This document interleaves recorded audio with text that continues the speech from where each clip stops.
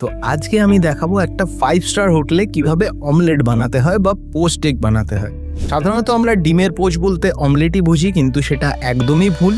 Post অর্থাৎ সেটা আমরা জলের মধ্যে রান্না করব এবং অমলেটটা বানাবো আমরা একদম ভেতরে ময়েস্ট অর্থাৎ নরম আর বাইরে সুন্দরভাবে কুক। তো যেমনটা আমি বলেছিলাম, আজকে একদম 5 স্টার শেফদের স্টাইলে আমি বানিয়ে দেখাবো অমলেট, তার সাথে পোস্ট এগ।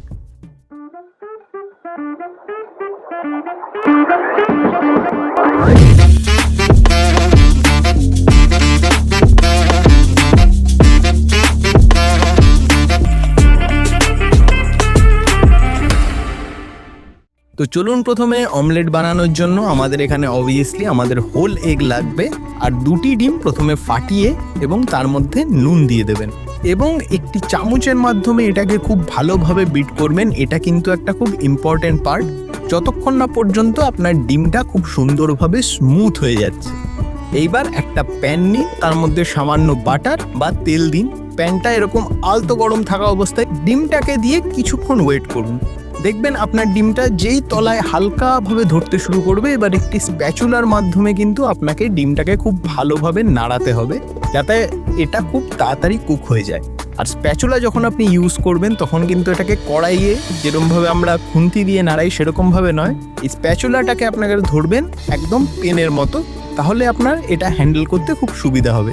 এইবার এইভাবে হালকা হালকা ঘোটাতে থাকলেই দেখবেন ভেতরের যে ডিমটা রয়েছে খুব সুন্দরভাবে রান্না হয়ে গেছে। এবার একটু ওয়েট করুন, এই জায়গাটা কিন্তু ট্রিকি। প্রথমে কি করবেন, একটি ধার দিয়ে আস্তে আস্তে এটাকে ওপর পাশে ফোল্ড করা শুরু করবেন। তার ফলে দেখবেন ভেতরে যে অল্প কুক হওয়া ডিমটা রয়েছে সেটা থাকছে ভেতরে, আর বাইরের যে কুকড অংশটা সেইটা দিয়ে আমরা পুরো অমলেটটাকে কভার করছি। এবং লাস্টে এর 2 সাইডটাকে খুব ভালোভাবে লক করবেন। লক করার পরে একটা ফাইনাল ফ্লিপ, ব্যাস এই অবস্থাতেই কিন্তু আপনার ডিমটা একদম সুন্দরভাবে ফোল্ড হয়ে যাবে। এবং মাথায় রাখবেন এটা কিন্তু একবারে হবে না, যত আপনি প্র্যাকটিস করবেন এই জিনিসটা কিন্তু তত সুন্দরভাবে হবে। প্রথমে আমিও কিন্তু খুব ভালোভাবে বানাতে পারতাম না। এইবার এই অবস্থাটাই ডিমটাকে নামিয়ে রাখুন, কারণ ডিম খুব তাড়াতাড়ি রান্না হয়। সেক্ষেত্রে এই ভেতরে যে হিটটা রয়েছে সেটা ভেতরের ডিমটাকে রান্না হতে দেবে, তার ফলে আপনার ডিমটা কিন্তু একদম সফট থাকবে।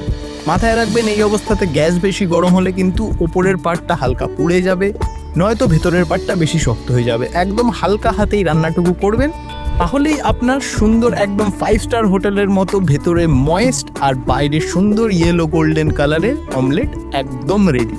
তো চলুন এবার এটাকে সরিয়ে আমরা বানাবো পোস্ট এগ। তো এইবার একটি কানা উঁচু কড়াইয়ের মধ্যে প্রথমে আমরা কিছুটা জল অ্যাড করব, আর তার সাথে আমরা অ্যাড করব কিছুটা ভিনেগার। এইবার একটা ডিমকে ক্র্যাক করে একটি বোলে নিয়ে নিন।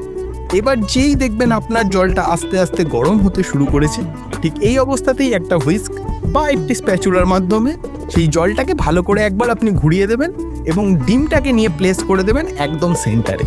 এবার ধৈর্য ধরুন কিছুক্ষণ, দেখবেন কয়েক মিনিটের মধ্যেই ডিমটা খুব সুন্দরভাবে চারিদিক থেকে কুক হয়ে গেছে।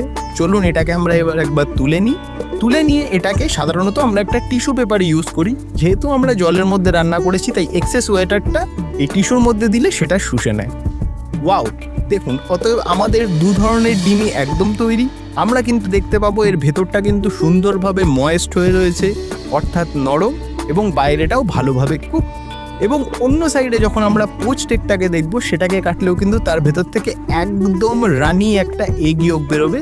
সেটাই হচ্ছে আসল পোস্ট এগের পরিচয়। তো আর দেরি কেন, এখন থেকে প্র্যাকটিস শুরু করে দিন। আমি আপনাকে কথা দিচ্ছি কিছুদিনের মধ্যেই আপনি একদম মাস্টার হয়ে যাবেন এই দুটো জিনিসে। আর চ্যানেলটিকে অবশ্যই সাবস্ক্রাইব করে দেবেন এবং আপনার ভ্যালুয়েবল কমেন্ট জানাতে ভুলবেন না। Happy cooking.